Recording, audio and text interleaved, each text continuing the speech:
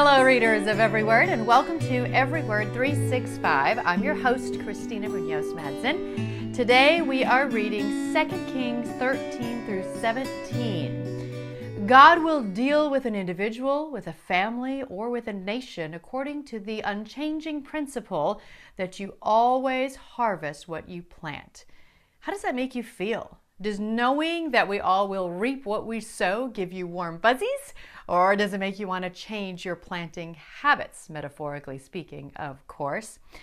And that is in our My Daily Walk from today, the devotional that is in today's reading. There always seems to be a lot of talk about building walls in the news with regard to immigration. I'm not getting into that conversation here, but wall building has great significance in the Bible.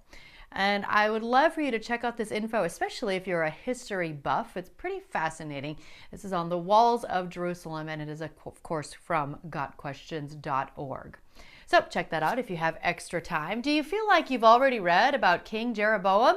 If so, that's because you have. So good job for recognizing that and not thinking that you're crazy. A little over a century after Jeroboam's death, another king named Jeroboam ruled over Israel. King Jeroboam II came to power in 793 BC. He also did evil in the eyes of the Lord. However, the Lord granted Jeroboam II military victories against the Syrians and used Jeroboam II to preserve his people. So, of course, I'm including a link from Got Questions to more on that. I once heard it said if the Bible were not true and simply made up, they would not have used so many similar names because it makes it confusing. So, yes, we have more than one Jeroboam that we talk about. Okay, pop quiz.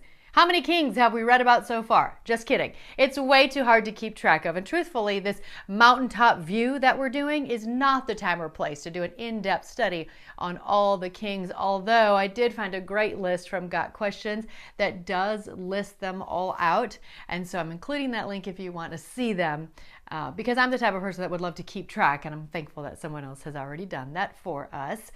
And here's a great summary of 2 Kings that I want to share from Got Questions. Here's the brief summary. 2 Kings depicts the downfall of the divided kingdom.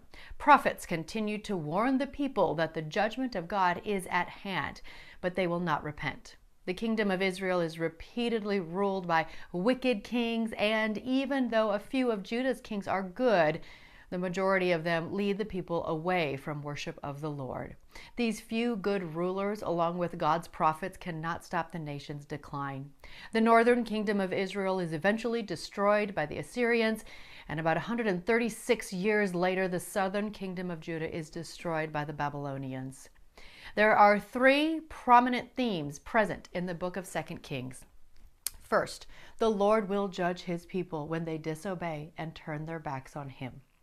The Israelites' unfaithfulness was reflected in the evil idolatry of the kings and resulted in God exercising his righteous wrath against their rebellion.